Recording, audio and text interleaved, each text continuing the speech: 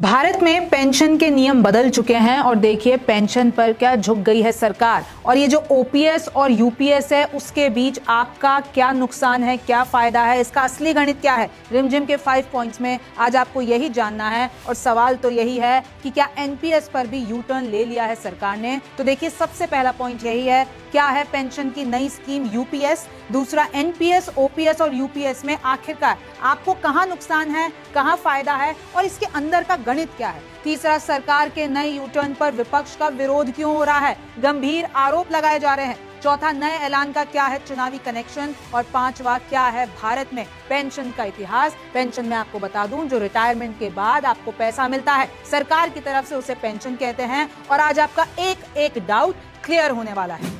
नमस्ते, मेरा नाम रिमझिम जेठानी है और आप रिमझिम के 5 पॉइंट्स देख रहे हैं। आसान भाषा में मैं आज आपको ये समझाऊंगी कि आखिरकार ये जो पेंशन की नई स्कीम आई है यूपीएस, इसके तहत क्या क्या नियम है और तो और ये पिछले वाले से यानी पिछले स्कीम से कितना डिफरेंट है और आपको कहां फायदा और नुकसान होने वाला है। शुरू करते हैं। तो देखिए यूपीएस की फुल फॉर्म क्या है, यूनिफाइड पेंशन स्कीम, जो कि 2025 से लागू होगी। आखिरी साल की औसत सैलरी की 50% एश्योर्ड पेंशन। इसका सबसे पहला तो नियम यही है कि भाई जब जिस वक्त आप रिटायर हो रहे हैं तो उसका जो आपकी नौकरी के आखिरी 12 महीने हैं उसका एक औसत निकाला जाएगा, एक एवरेज निकाला जाएगा और उसके 50%, उस एवरेज का 50% आपको हर महीने पेंशन मिलेगी। मैं आपको एग्जांपल के तौर पर बता देती हूं कि अगर आपके नौकरी के आखिरी साल में हर महीने की आपकी सैलरी है 50,000 रुपए, जो कि बेसिक सैलरी है, तो आपको रिटायरमेंट के बाद जो सरकार की तरफ से पैसा मिलेगा वो हर महीने 25,000 रुपए पेंशन के तौर पर मिलेगा।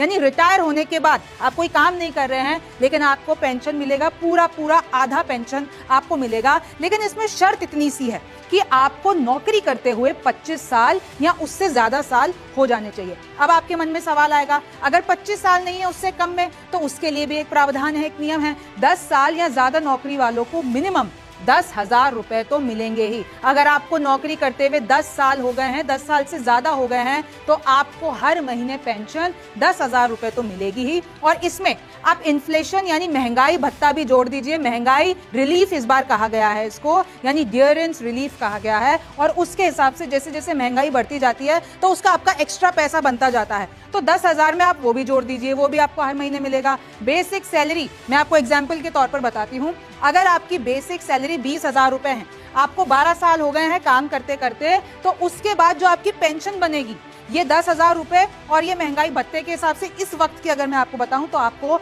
हर महीने पेंशन मिलेगी 15,000। और ये सिर्फ सरकारी कर्मचारियों के लिए है और अभी सिर्फ और सिर्फ केंद्रीय कर्मचारियों के लिए है। राज्यों में अभी तक इसको नहीं लागू किया गया है। और मैं आपको इसके नियम बता देती हूँ कि फैमिली को जो पेंशन की 60% तय रकम कर दी है, यानी अगर रिटायरमेंट के वक्त आपकी मृत्यु हो जाती है तो आपके परिवार को पेंशन मिलेगी। कितना, आपके पेंशन का 60% जो राशि है वो रकम आपके परिवार को जाएगी और उसके साथ डियरेंस रिलीफ भी मिलेगा, यानी महंगाई राहत आपको मिलेगी, आपके परिवार को मिलेगी अगर आपकी मृत्यु हो जाती है रिटायरमेंट के बाद।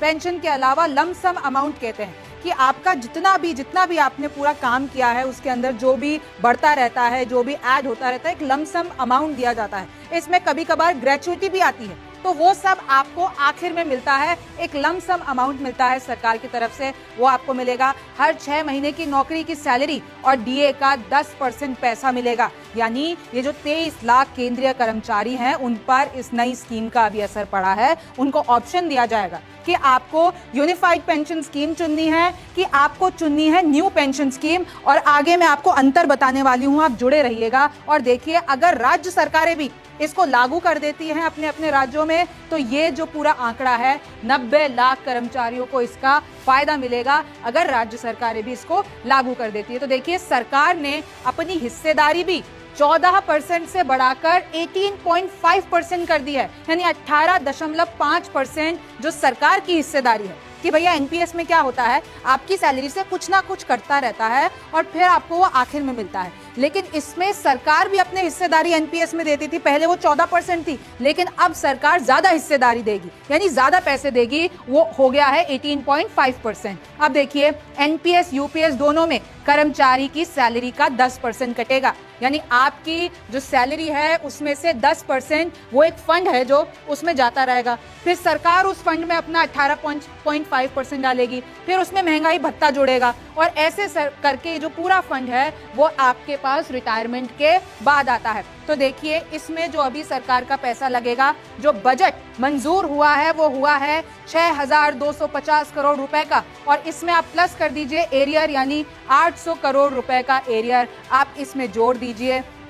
यूपीएस एनपीएस में आपको कोई एक चुनने का अधिकार मिलेगा, यानी आपके पास ऑप्शन होगा कि या तो आप यूपीएस चुन लीजिए या फिर आप एनपीएस चुन लीजिए। लेकिन याद रखिएगा, अगर आपने किसी भी एक को चुना तो आप वापस पलट के दूसरे को नहीं चुन सकते हैं।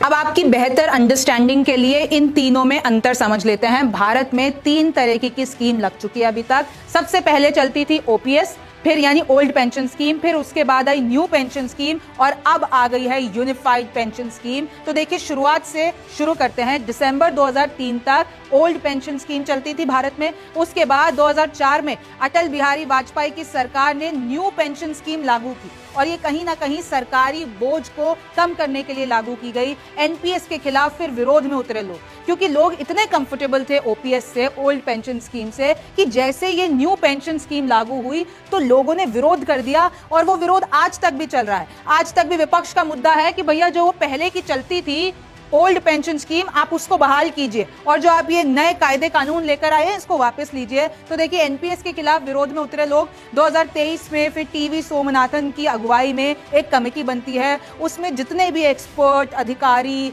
जितने भी आप देख लीजिए संगठन हैं, उनके कई लोगों से चर्चा होती है, पूरी कमेटी बनती है। उसके बाद ये जो न्यू पेंशन स्कीम आई थी उसमें बदलाव के लिए सिफारिश लगाई जाती है। सिफारिशों में फिर आते हैं बदलाव, और 24 अगस्त 2024 में यूनिफाइड पेंशन स्कीम को मंजूरी मिल जाती है, और अब 2025 से वो लागू होगी। यूपीएस को 1 अप्रैल 2025 से लागू किया जाएगा, और मैं आपको बता दूं ये किन पर लागू होगी। जिन्होंने नौकरी ज्वाइन की है, सरकारी नौकरी, केंद्रीय कर्मचारी बने हैं अप्रैल 2004 के बाद वाले, उन सब पे ये जो है, जो नई जो ये पूरी की पूरी स्कीम है यूपीएस जिसका नाम है यूनिफाइड पेंशन स्कीम, वो लागू होगी। और इसके अंदर आते हैं 23 लाख केंद्रीय कर्मचारी।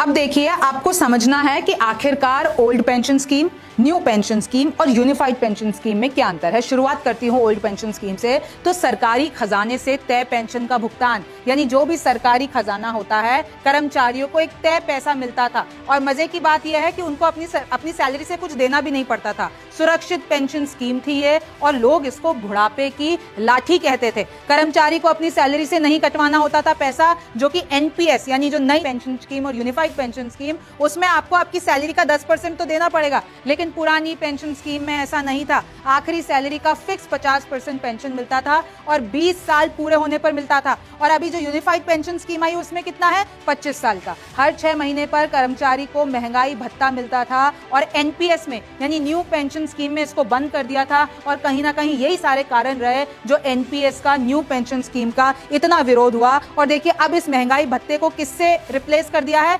महंगाई राहत से इसको रिप्लेस कर दिया है। और तो और पुरानी पेंशन स्कीम में जीपीएफ का पैसा मिलता था, जनरल प्रोविडेंट फंड, ग्रेच्युटी सीमा 20 लाख रुपए तक की थी। केंद्र सरकार और राज्यों पर इससे अतिरिक्त बोझ पड़ता था, यानी उनको ज्यादा पैसा देना होता था कर्मचारियों को। लेकिन आंकड़े तो ये भी बताते हैं कि सिर्फ 12% को लाभ मिलता था, बाकी के जो ये 88 कवरेज थे, वो जितने भी कर्मचारी थे वो कवरेज से बाहर थे, यानी 88% जो कर्मचारी थे वो कवरेज से बाहर थे, और सिर्फ लाभ 12% को मिलता था। अब देखिए महंगाई भत्ता क्या होता है, डीए यानी ड्यूरेंस अलाउंस। अब दूसरा सवाल है कि आखिरकार ये एनपीएस क्या है और इस पर इतना विरोध क्यों हुआ। तो देखिए बीजेपी सरकार है एनपीएस को लाने वाली, वाजपेयी सरकार, क्योंकि मैं आपको बता चुकी हूं कि केंद्र सरकार और राज्यों पर अतिरिक्त पैसों का बोझ पड़ता था। तो इसलिए वाजपेयी सरकार, जो कि बीजेपी सरकार, वो बोझ कम करने के लिए एनपीएस को लेकर आती है। एनपीएस यानी न्यू पेंशन स्कीम के तहत पेंशन शेयर मार्केट पर निर्भर होती है, यानी आपका जो पैसा है वो शेयर मार्केट में लगाया जाता है, और उसके हिसाब से आपको लाभ होगा या फिर आपको घाटा होगा। निवेश करने पर फायदा अगर नहीं होता था तो आपको पेंशन कम मिलती है, फायदा हुआ तो कुछ पैसा बढ़कर भी मिल सकता है। यानी सब कुछ शेयर मार्केट पर डिपेंड करता है। चाहे आपको इन्वेस्ट करने की इच्छा हो नहीं हो, भैया आपका पैसा तो वहां पे निवेश होगा और फिर जहां वहां पर होगा शेयर मार्केट में वही आपके पेंशन में आएगा। यानी कोई तय अमाउंट नहीं था, लेकिन अब सरकार ने तय अमाउंट कर दिया है। कर्मचारियों को सैलरी से पैसा कटवाना पड़ रहा 10%। मैं आपको पहले ही बता चुकी हूँ, सरकार की सहायता सैलरी का 14% हिस्सा, यानी सरकार पहले 14%, यानी न्यू पेंशन स्कीम अगर आप चूज करते हैं तो सरकार हिस्सा अपना 14% देगी, आपको 10% देना पड़ेगा और सब कुछ निवेश के आधार पर शेयर मार्केट के हिसाब से चलेगा। एनपीएस एक इन्वेस्टमेंट का प्लान है और इसमें बहुत सारे जितने भी बैंक है, आईसीआईसीआई ले लीजिए, एचडीएफसी ले लीजिए, इन सब के पेंशन फंड हैं जिनके हिसाब से इन्वेस्टमेंट होता है, जिसके हिसाब से आपका फंड बनता है। हाई रिस्क के बावजूद भी निवेश पर सिर्फ 15% तक ही रिटर्न मिलता था और इसलिए कहीं ना कहीं लोग एनपीएस से नाखुश हैं। सैलरी का 10% हिस्सा प्लस डीए, डियरेंस अलाउंस, इसमें सरकारी भत्ता, ये महंगाई भत्ता हो गया, प्लस सरकार का 14%, तो फिर आपका बनता है फंड। और देखिए फंड का जो आप अपनी सैलरी से कटवाते हैं, तो ये जो आपका पूरा फंड बना है उसमें से 60% तक तो आप पैसा निकाल सकते हैं, उसमें कोई टैक्स नहीं लगेगा। लेकिन जो बाकी का 40% होता है पैसा उस फंड का, वो शेयर बाजार में निवेश होता है। अब उधर घाटा होता है, उसमें चाहे मुनाफा होता है, वो सब आपको बेयर करना पड़ेगा। एनपीएस में फैमिली पेंशन की रकम तय नहीं है, प्राइवेट और सरकारी दोनों कर्मचारी को लाभ है। हाँ, इसमें एक चीज है, जैसे अगर आप ओपीएस देख लेंगे और अगर आप यूपीएस देख लेंगे तो ये सिर्फ और सिर्फ सरकारी कर्मचारियों को है। लेकिन ये जो न्यू पेंशन स्कीम थी, ये माफ कीजिएगा इधर ओपीएस लिख गया है, लेकिन ये जो मैं बता रही हूँ वो एनपीएस है। तो देखिए ये जो नई स्कीम थी, न्यू पेंशन स्कीम है, उसमें प्राइवेट और सरकारी दोनों कर्मचारियों को लाभ। ये जो आपने सुना होगा पीएफ कटता है, ईपीएफ कटता है, वो सब इसी के तहत कटता है। कोई महंगाई भत्ता, डीए नहीं, फैमिली पेंशन नहीं। देखिए एनपीएस की यही खामी थी। अब आप समझ लीजिए कि आखिरकार ये यूपीएस कितना अलग है एनपीएस और ओपीएस से। तो देखिए एनपीएस जैसे आपको इसमें यूपीएस में भी 10% अपने सैलरी का हिस्सा देना पड़ेगा, मैं क्लियर कर चुकी हूँ। हर 3 साल पर समीक्षा होगी और सरकार अपनी हिस्सेदारी बढ़ा भी सकती है, उसमें कुछ बदलाव भी कर सकती है। मेडिकल रिइंबर्समेंट और एरियर में कोई बदलाव नहीं है, यानी जो पहले से चला आ रहा है वही रहेगा। हर महीने तय पेंशन ओपीएस की ही तरह मिलेगी और इसमें कहीं ना कहीं इसलिए ही कहा जा रहा है कि भैया मोदी सरकार यानी बीजेपी सरकार कहीं ना कहीं इस पेंशन मुद्दे पर झुक गई है। कैसे? क्योंकि काफी हद तक ये जो नई स्कीम है वो ओपीएस से मिलती जुलती है। एक तो इन्होंने नया नाम दे दिया है और उसमें से एक दो चीजें जो है वो एकदम सेम रखी है। सरकारी हिस्सेदारी 14% से बढ़कर 18.5% हो गई है। ओपीएस की तरह मृत्यु के बाद घर वालों को मिलने वाली पेंशन तय है, यानी फैमिली पेंशन, जो कि एनपीएस में नहीं है लेकिन वो ओपीएस में है, माफ कीजिएगा यूपीएस में है। यूपीएस के तहत इसे पेंशन का 60% कर दिया गया। कम सर्विस वाले कर्मचारियों के लिए मिनिमम 10,000 रुपए तय हैं और महंगाई राहत मैं आपको पहले ही बता चुकी हूँ, डियरनेस रिलीफ आपको मिलता है। लेकिन अब मैं आपको एक बयान भी सुना देती हूँ जिसमें नुकसान की बात हो रही है। तो देखिए एक आयकर कर्मचारी संघ के हैं महेंद्र सिंह का बयान आया है। उन्होंने ये कहा है कि देखिए यूपीएस में ग्रेचुइटी में नुकसान होगा, यानी जो यूनिफाइड पेंशन स्कीम आई है उसमें अगर मैं आपको एग्जाम्पल के तौर पे बताऊं, 25 साल की नौकरी है, मूल वेतन 50,000 का है, तो अगर ओपीएस में जो पुरानी पेंशन स्कीम है उसके तहत देखते हैं तो तकरीबन 12 लाख रुपए बनते हैं आपके ग्रेचुइटी के। लेकिन यूपीएस में यानी जो ये नई आई है उसमें तकरीबन 9 लाख रुपए बनते हैं। तो ये कहीं ना कहीं आपके लिए नुकसान हो गया। लेकिन अब विपक्ष हमलावर है। आम आदमी पार्टी देखिए क्या कह रही है, संजय सिंह क्या कह रहे हैं, यूनिफाइड पेंशन स्कीम नई पेंशन योजना से भी ज्यादा खराब है। ये देश के कर्मचारियों के साथ एक बहुत बड़ा धोखा है। इस पेंशन योजना से देश के अर्धसैनिक बलों को निकाल कर बाहर कर दिया गया है। वो इस दायरे में नहीं आएंगे क्योंकि उनकी सर्विस 25 साल की होती ही नहीं है। हर महीने 10% पेंशन के नाम पर कटेगा और उसके बाद पूरा पैसा सरकार अपने पास रख लेगी। अंतिम के 12 महीनों का औसत निकालकर 6 महीने की तनख्वाह दे दी और फिर कुल मिलाकर ये एनपीएस से भी ज्यादा बेकार योजना है। देश के कर्मचारियों के साथ मोदी सरकार ने बहुत बड़ा धोखा किया है। फिर देखिए मल्लिकार्जुन खड़गे कहते हैं कि ये जो यू है ना यूपीएस में, ये मोदी गवर्नमेंट की यू टर्न बताता है। कैसे? कि जब से 4 जून के बाद से इस सरकार बनी है, गठबंधन सरकार बनी है, सबसे पहले तो आप इंडेक्सेशन बहाल कर देते हो, फिर उसके बाद ये जो वक्फ बिल है वो जेपीसी में चला जाता है, फिर ब्रॉडकास्ट बिल आप वापस ले लेते हो, लेटरल एंट्री को आप वापस ले लेते हो। We will keep ensuring accountability and protect 140 crore Indians from the despotic government. तो देखिए खड़गे कहीं ना कहीं कह रहे हैं कि हमने सरकार को यानी विपक्ष ने सरकार को मजबूर कर दिया है कहीं ना कहीं कि अपने फैसले वापस लेने के लिए अपने जितने भी, और इसमें भी देखिए खड़गे ये बताने की कोशिश कर रहे हैं, पवन खेड़ा एक नया आरोप लगा रहे हैं। पवन खेड़ा ये कह रहे हैं नई पेंशन व्यवस्था दलितों, आदिवासियों व पिछड़े वर्ग पर एक हमला प्रतीत होता है। कई राज्यों में आरक्षित वर्ग के लिए सरकारी नौकरी की अधिकतम आयु 40 वर्ष की है। यूपीएस में अधिकतम आयु इधर 37 वर्ष की है, यानी 47 वर्ष की है। नई पेंशन व्यवस्था के तहत फुल पेंशन प्राप्त करने के लिए 25 वर्षों की सेवाएं देना अनिवार्य है। ऐसे में एससी, एसटी, ओबीसी इन सारे कर्मचारियों को ये सुविधा कैसे मिल पाएगी?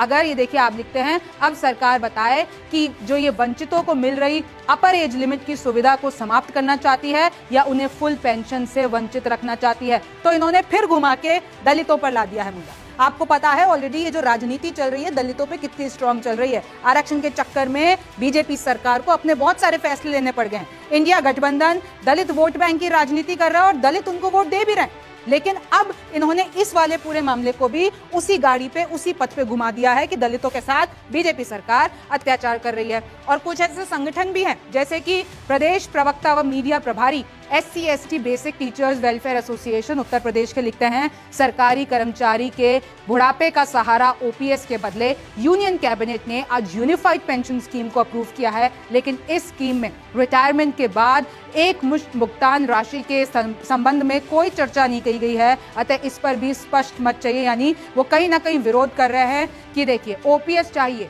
ये है प्रदेशाध्यक्ष राजस्थान रोजगार महासंघ, इन्होंने भी विरोध किया है। तो कहीं ना कहीं देख लीजिए कि इन पूरी स्कीम पे जो नई आई है इस पे विरोध हो रहा है।